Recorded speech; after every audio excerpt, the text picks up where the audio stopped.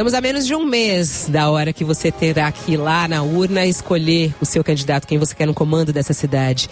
E a CBN te ajuda nessa missão, ouvindo aqui os 11 candidatos à Prefeitura de São Paulo até o dia 13 de setembro. Vamos receber aqui no estúdio da CBN esses 11 candidatos. As entrevistas começam agora às 10h30 da manhã, vão até às 11 horas da manhã no estúdio. Estamos transmitindo também via Facebook, as câmeras aqui do estúdio da CBN estão transmitindo via Facebook. No site também da CBN, você pode acionar aí o site da CBN e acompanhar essas imagens e o áudio. A entrevista é acompanhada pela agência Lupa, que também depois faz a checagem dos dados que são aqui passados pelos candidatos e depois conversa com a gente. Mas você, ouvinte, é o nosso convidado especial e você pode mandar a sua pergunta. O que você quer saber dos candidatos à Prefeitura de São Paulo? Mande aqui, fabiola.cidral@cbn.com.br. O Thiago Barbosa também recebe pelo WhatsApp. Qual o número aí, Thiago? Basta mandar mensagens para o 999 11 9981. A ordem das entrevistas foi definida através de sorteio com representantes dos partidos e hoje é a vez do candidato do PSDB à Prefeitura de São Paulo, João Dória Júnior. Ele é paulistano, tem 59 anos, empresário, publicitário, apresentador de TV. Na carreira política foi secretário municipal já aqui de São Paulo, secretário municipal de turismo na gestão de Mário Covas, isso em 1983. Foi presidente também da Embratur, no governo Sarney. É filiado ao PSDB desde 2001 e disputa pela primeira vez um cargo. Na última pesquisa Datafolha de intenção de voto, ele aparece na 5ª colocação, com 5% das intenções de voto. E ele está aqui no estúdio ao meu lado. Olá, candidato João Dória, bom dia. Fabiola, bom dia. Thiago, bom dia. Bom dia aos ouvintes da Rádio CBN. Bom, uma pergunta até que apareceu bastante aqui também pelos nossos ouvintes. O senhor é um empresário bem sucedido, né? Milionário, segundo a sua declaração de imposto de renda, um patrimônio declarado de quase 180 milhões de reais. Já foi eleito uma das 100 pessoas mais influentes do Brasil, ou seja, tem essa repercussão na elite brasileira. Por que o senhor está disputando um cargo que, como diz o próprio prefeito Haddad, é um cemitério de políticos? Bom, eu não concordo com essa posição do prefeito Fernando Haddad, embora eu respeite. Eu gosto de política, eu sou filho de um político, meu pai foi deputado federal, cassado pelo golpe de 64, foi exilado, eu fui pro exílio com ele, Fabiola, eu fiquei 2 anos no exílio, depois voltamos, minha mãe, meu irmão e eu, meu pai seguiu os 10 anos de exílio. Então sempre gostei muito de política, embora tenha conduzido a minha vida para o setor privado.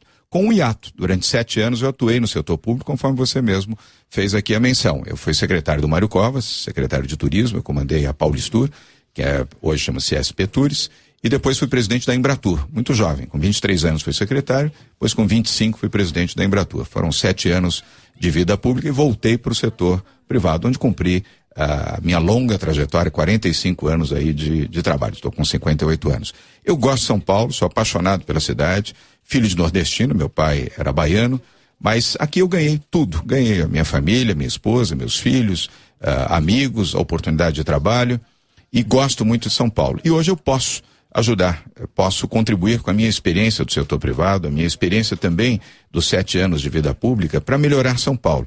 E cá entre nós, muito triste o que a gestão do PT vem fazendo em São Paulo, da mesma forma que fez pelo Brasil. E eu quero ajudar São Paulo a ser uma cidade melhor, mais justa, principalmente com a população da periferia, a população que sofre mais com o destempero e a falta de atenção da prefeitura. Bom, nessa sua, não é uma estreia, mas de certa maneira uma estreia, né, numa campanha política, na verdade é uma estreia, porque é a primeira vez que o senhor concorre, né? Eleitoralmente, sim. E é sempre um trabalho muito difícil, há muitas críticas, há esse trabalho de campo, né, eu estava até perguntando aqui antes de começar a entrevista, como é que tá o trabalho, o senhor falou 14 horas rodando por aí. Todo dia. Bom, e a nossa equipe de reportagem também acompanhando o senhor muito de perto em todos esses dias. Nesses primeiros 10 dias de campanha, o senhor anunciou a extinção de secretarias que sequer existem, como a LGBT e a juventude, desistiu de acabar com a Secretaria das Pessoas com Deficiência, chegou a ser hostilizado em 3 eventos de campanha, e teve até que lidar com uma repercussão negativa, porque o senhor pediu para não ser fotografado comendo. Como é que o senhor avalia esses tropeços aí de começo de campanha? Quer dizer, é realmente difícil fazer campanha política para um empresário como o senhor? Fabiola, faz parte do jogo. Isso campanha política não é um jogo fácil.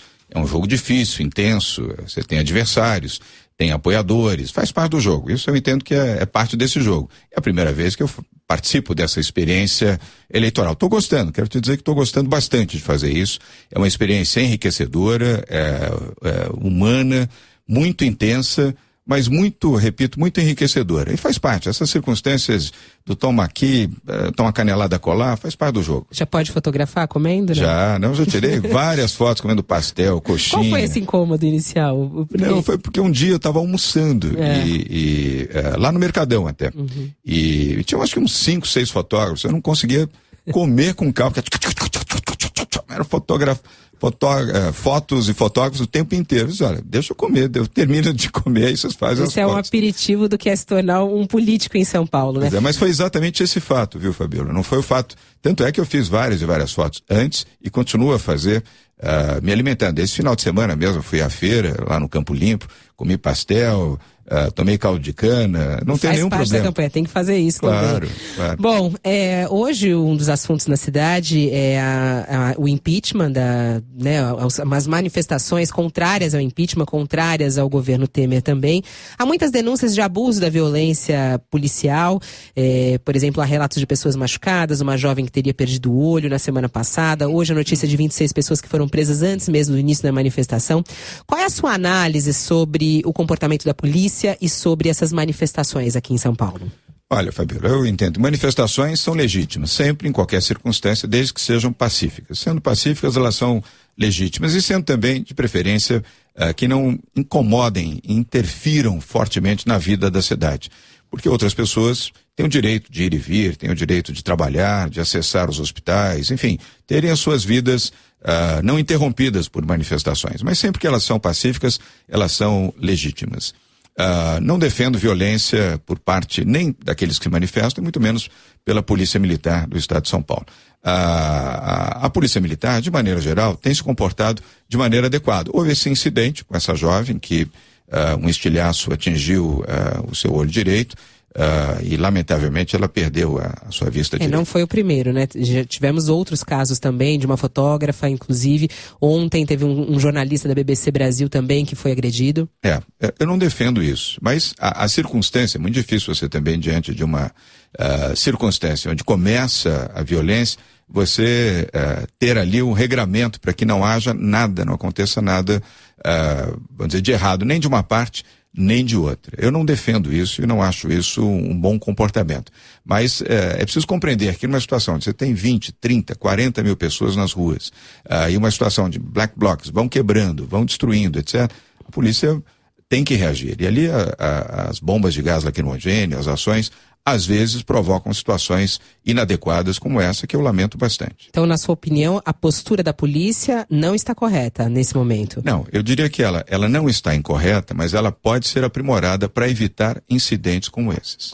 Tiago Barbosa tem perguntas do nosso ouvinte, Tiago? Exato. Candidato, a gente recebe algumas perguntas aqui de ouvintes, estou agrupando algumas. Por exemplo, João Taxista que pergunta, o senhor candidato, a GCM vai ter um papel de polícia também? Vai participar da segurança pública? Qual vai ser o papel dela? E o Márcio perguntando, mas eu acho que o governo do Estado tem sido muito autoritário nessas manifestações. O senhor também pretende ser tão autoritário na gestão da cidade? Pergunta aqui o Márcio. Não.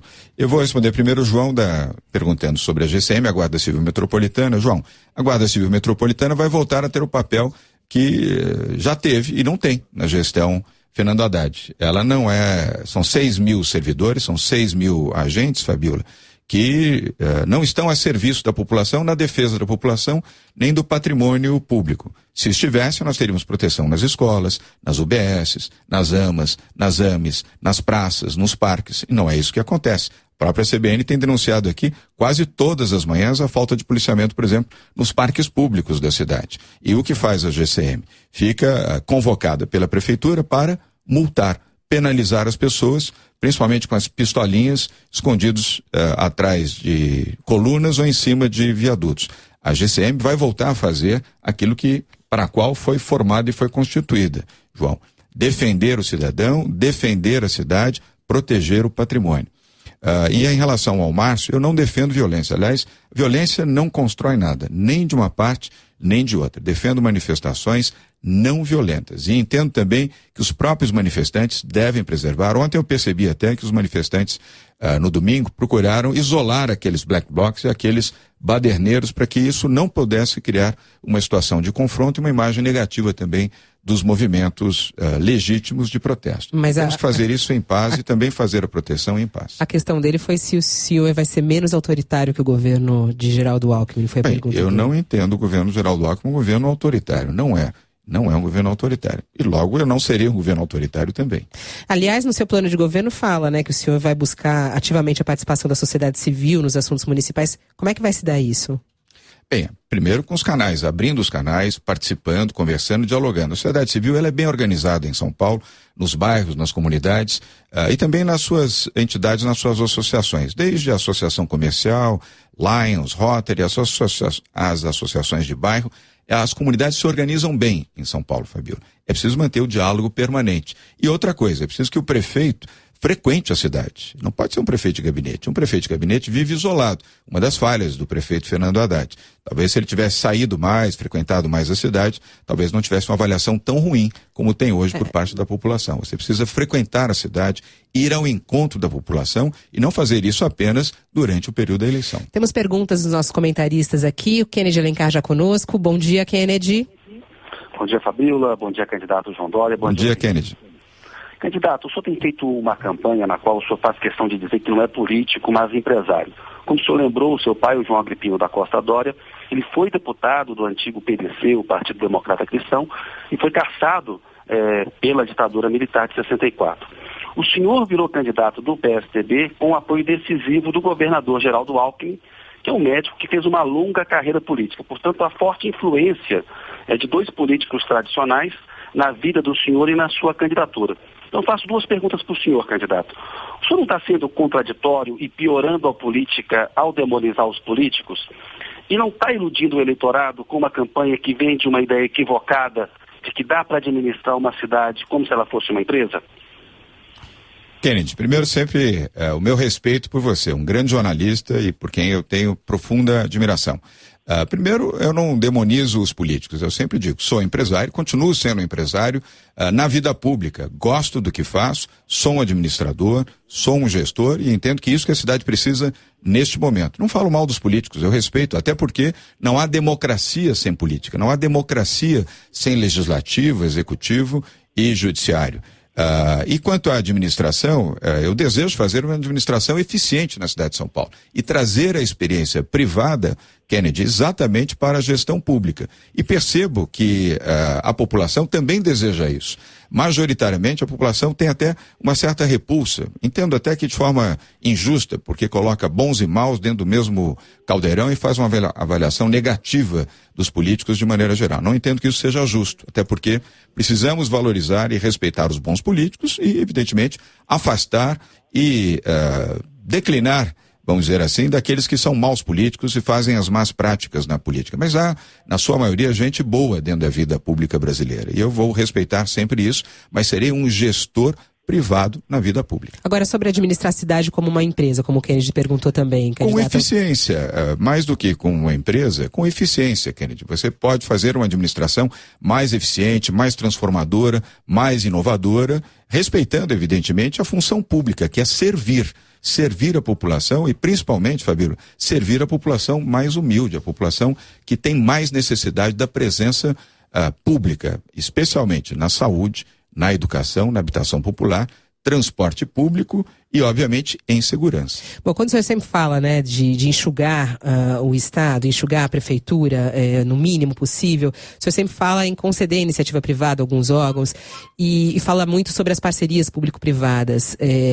E olhando até como um espelho o governo do estado de São Paulo, a gente tem vários tropeços nessa linha e até mesmo com várias entrevistas que já fizemos aqui com o secretário de Transportes do estado de São Paulo sobre a dificuldade com essas parcerias, né? Por exemplo, na construção de trens, de metrôs.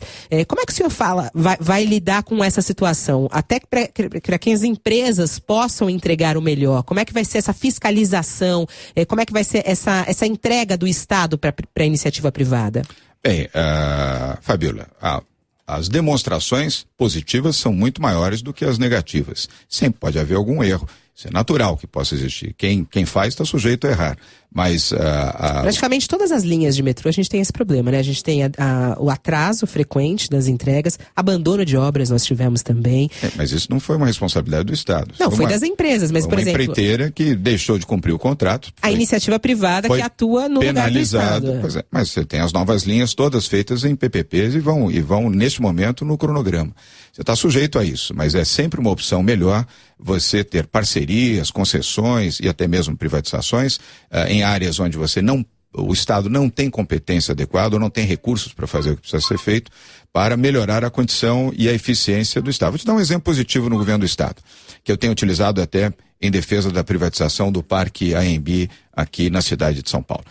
O governo Geraldo Alckmin fez uma concessão à livre iniciativa há 2 anos do Centro Imigrantes, o Centro de Exposições Imigrantes, que era do Estado, mal administrado, com baixíssimo resultado, aliás, dava prejuízo, fez uma concessão, ganhou um grupo francês, GL. Esse grupo tinha um prazo de 2 anos para fazer as reformas necessárias, ampliação, tecnologia, ar-condicionado, edifício garagem, fez tudo em 1 ano e meio, encurtou o período em 1 ano e meio.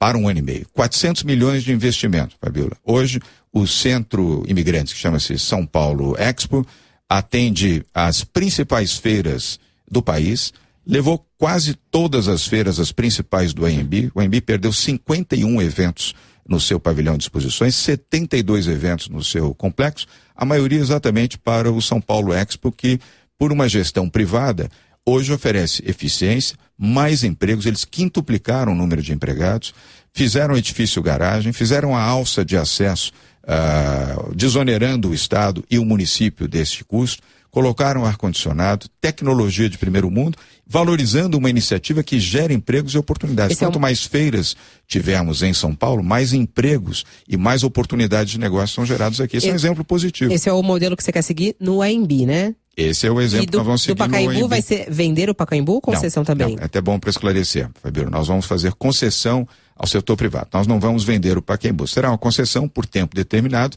depois volta para a prefeitura. E Interlagos vender ou... Interlagos vender. Vender. Nós vamos por quanto? Quanto vale o Pacaembu? O Pacaembu, perdão, o Interlagos. Interlagos pode valer de 4 a 5 bilhões de reais. Isso significa 10% praticamente do orçamento do município, que, como você sabe, é de 54 bilhões. Como empresário, o senhor compraria Interlagos? Se eu tivesse oportunidade, compraria. É um bom negócio. O Interlagos pode ser um bom negócio. Eu tenho os dados aqui de Interlagos. A cada 4 anos, Fabíola, Interlagos representa como despesa direta da Prefeitura de São Paulo 339.792.000 reais. Os que estão nos ouvindo aqui, eu vou repetir, representa praticamente 340 milhões de reais de despesa. Então, o empresário vai comprar assim, pra quê? Então, né, dá tanta despesa assim? Não, mas o empresário tem um nível de gestão melhor que o setor público. É a mesma situação do Centro Imigrantes. Dava prejuízo, hoje dá lucro. E houve um investimento de 400 milhões de reais nesta concessão por parte de um grupo francês que ganhou a licitação. O complexo de Interlagos a mesma coisa. Continuaremos a ter a parte do parque aberta ao público, só que com vigilância, com sanitários, com serviços, com iluminação. Vamos ter a reforma do autódromo, a reforma do cartódromo. Não vai mudar a finalidade de Interlagos. Ele não deixará de ser um centro voltado ao automobilismo. Só que com administração privada, como acontece nos Estados Unidos e no Canadá. Só para citar 2 exemplos, onde todos os autódromos são privados, eles não são públicos. E pergunto a você, Fórmula 1, que eu defendo e acho importante, ela vai continuar. Quantas pessoas da população que mora em torno de Interlagos, na zona sul da cidade de São Paulo, pode pagar R$500, R$1.000, R$2.000, R$3.000 para assistir uma Fórmula 1? Provavelmente ninguém. Então, com isso, o dinheiro, os 340 milhões que são investidos ali a cada 4 anos, sobretudo para manter a pista adequada no padrão da Federação Internacional de Automobilismo, esse investimento será feito pelo setor privado. E os recursos, e aí eu finalizo, Fabíola, os recursos de 4 a 5 bilhões, onde serão investidos? Saúde, saúde, saúde e educação. Prioridade absoluta para a saúde e educação, que é o que a população precisa. Se você perguntar para a população da Zona Sul, onde fica o autódromo de Interlagos, ou da Zona Leste, se ela prefere um autódromo onde ela não frequenta, ou postos de saúde, hospitais, médicos, medicamentos e boa qualidade na educação, eu tenho certeza que eles farão estas opções. Não, o mais difícil aí é um comprador, eu acho, nesse caso, né? O que não todo será, mundo diz. não será. 10h49, nós temos também a pergunta do professor Fernando Abruz, que já está conosco. Olá, professor, bom dia. Bom dia, Fabiola. Bom dia, candidato. Bom dia, professor. Eu queria fazer 2 perguntas, candidato. A primeira, se o senhor é favorável a ter organizações sociais na educação. E a segunda, qual a posição do senhor em relação ao Uber, que é um grande debate da cidade de São Paulo? Professor, respondendo pela ordem. Sim, sou favorável às OS na educação. Vejo de forma positiva. As OS já atuam nesta área, atuam principalmente na área de saúde, e eu sou um defensor. Entendo apenas que é preciso ter uma agência reguladora para fiscalizar e dar o acompanhamento correto para ter certeza de que as metas, os programas estão sendo bem cumpridos pelas OS. Não só na saúde, mas como na educação, e aproveito, professor, para lembrar que nós vamos lançar na nossa gestão as OS para a área do esporte também. Organizações sociais para a promoção do esporte para a população, especialmente nas comunidades. Sobre Uber, sou favorável, não sou contra o Uber. Quero esclarecer aqui também, não sou contra os taxistas, professor Fabiola e Tiago. São Paulo tem cerca de 36 mil taxistas, uma população trabalhadora, gente séria, gente dedicada, já na 4ª, 5ª geração, 3ª geração, mas não há como você ser contra a oportunidade, desde que regulamentada, como agora está, dos aplicativos, entre os quais temos o Uber, já um segundo aplicativo espanhol em operação aqui em São Paulo, e um terceiro nacional, que é o 99 Táxis, que está chegando, desde que esteja regulamentado. Que já paguem... tem também a Uzi Táxi aí também, já circulando dessa maneira. Então, aí já vem a 4ª. Mas tem 5. Mas o que fazer para que os taxistas não fiquem tão insatisfeitos? Porque o senhor começou, tem até esse receio, porque os políticos ficam com medo de perder o voto dos taxistas, né? Como o senhor falou, são 36 mil circulando por aí. É algo que é preocupante, claro que é. Agora, como não deixar os taxistas insatisfeitos, já que essa concorrência é tão gigante e, de certa maneira, é desleal ali com os taxistas que já pagaram uma grana para ter o seu táxi, tem um custo alto também? Fabiola, foi mal conduzido esse tema. A prefeitura demorou muito para abrir o diálogo e construir uma alternativa viável. E, obviamente, no início, sem regulamentação, o Uber fazia uma concorrência desleal aos taxistas. Isso é fato. Eles tinham razão de protestar lá atrás. A prefeitura demorou muito para regulamentar. Regulamentou, tá certo, fez o seu papel, mas demorou muito para fazer isso e gerou um conflito desnecessário entre taxistas e uberistas. Não havia necessidade de haver esse conflito. Os 36 mil taxistas, repito, merecem todo o respeito. Não, mas o que fazer agora, candidato? Por exemplo, obedecer a regulamentação. Então não vai mudar nada. Obedecer a regulamentação, então, assim, e acompanhar o processo, o processo para verificar. A vida na prefeitura tem que ser orgânica. Você não pode imaginar que, tomada uma decisão, ela não possa evoluir, melhorar, aprimorar e corrigir certos fatos. Mas você impedir a população de usar um aplicativo, são milhares de pessoas que estão recebendo emprego, oportunidade de emprego. E quero dar um exemplo aqui para você. Semana passada encontrei um taxista num ponto, ele veio conversar comigo a respeito do Uber, um senhor educadíssimo, muito educado, me disse: olha, eu sei o conflito que houve, reconheço que a prefeitura também errou, mas quero dizer para o senhor o seguinte: eu tenho um filho que é uberista, que dirige um automóvel Uber. Ele é taxista, esse senhor, há mais de 30 anos, e ele tem um filho jovem, de 20, 21 anos, que hoje dirige um automóvel Uber, complementa a renda da casa dele, do próprio taxista. Eu entendo que uma cidade com 12 milhões de habitantes possa ter várias oportunidades competitivas, reais, desde que legalizadas. Espaço para todos. Exato. Temos perguntas também aqui do nosso comentarista, Gilberto de Menstein, conosco ao vivo. Olá, de Menstein, bom dia. Bom dia, João, tudo bem? Oi, Gilberto, bom dia, prazer em falar com você. Então, você tem colocado o Poupa Tempo como uma das referências para a sua gestão como prefeito. É verdade.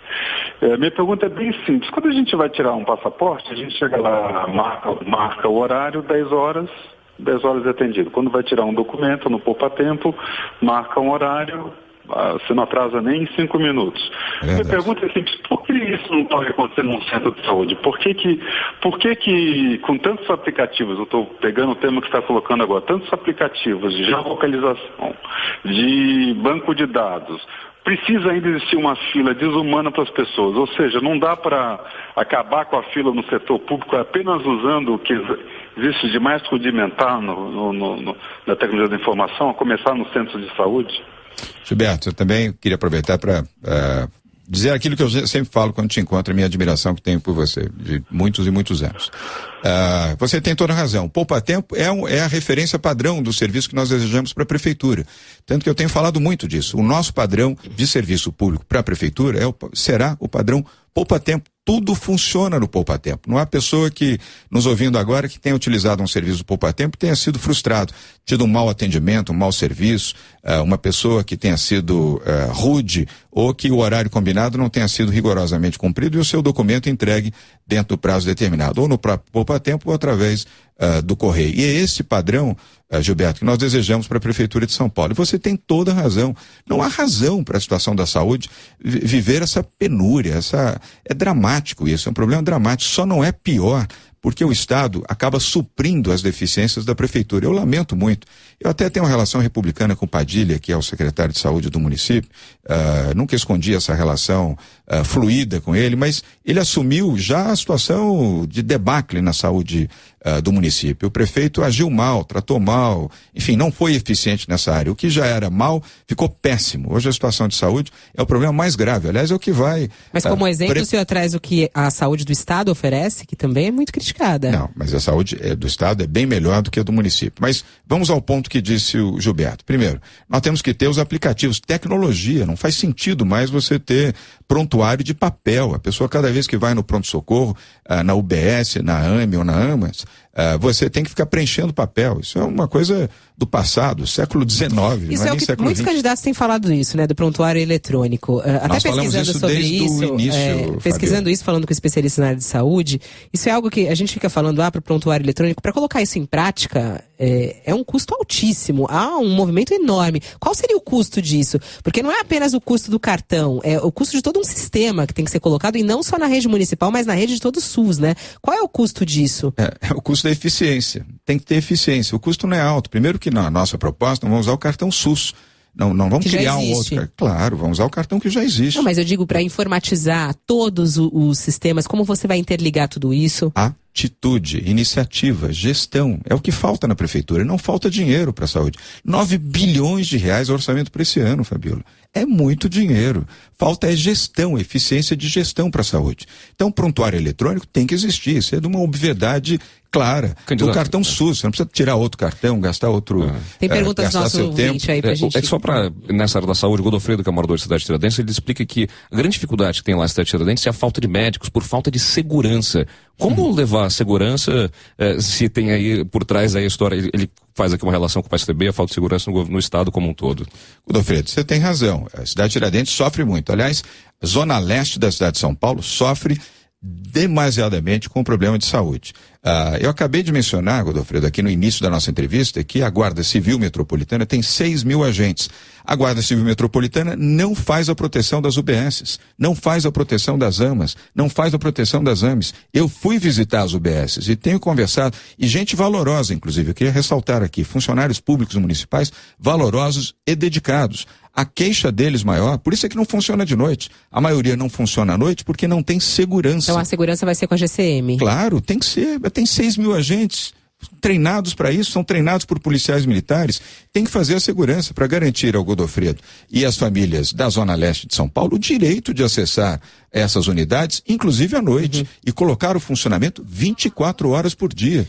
Bom, vamos fazer as pessoas humildes, as pessoas simples, Fabiola, em várias áreas da periferia de São Paulo, só podem ficar doentes de dia, porque de noite não tem atendimento. Bom, vamos fazer um ping-pong aqui pra gente saber também sua opinião sobre outras coisas. Algumas até o senhor já disse aqui, mas acho bom a gente reforçar. Paulista aberta para as pessoas, fechada para os carros, vai continuar ou fechar? Vai continuar. Sim. A proposta funcionou bem? Okay. Sim. Redução de velocidade. Nas marginais, nós vamos mudar. Nos demais, nós vamos manter e vamos observar o sistema também. Lembra que eu te disse, a prefeitura é algo orgânico. Sim ou não, candidato, por favor. Nas áreas, nas marginais, vai mudar, para ficar claro. Marginal Tietê, Marginal Pinheiros, muda na semana seguinte para 90, 70 e 60, de acordo com o Código Nacional de Trânsito. Inspeção veicular, sim ou não? Sim, a favor, gratuitamente. As pessoas já pagam IPVA. Tem que ter. Operação Braços Abertos na Cracolândia. Não, muda também o mais rápido possível, um fracasso. Flexibilização da lei Cidade Limpa, já que o senhor é um publicitário, volta a publicidade em São Paulo? Nós vamos olhar isto. Nós temos, a publicidade pode ser justificada quando ela atende o interesse da população. Os pontos de ônibus, por exemplo, foi um ganho sim ou qualitativo. Não, candidato? Vamos lá. Foro privilegiado. Nesse caso, nós temos que avaliar. Foro privilegiado, o senhor é a favor ou contra? Para quem?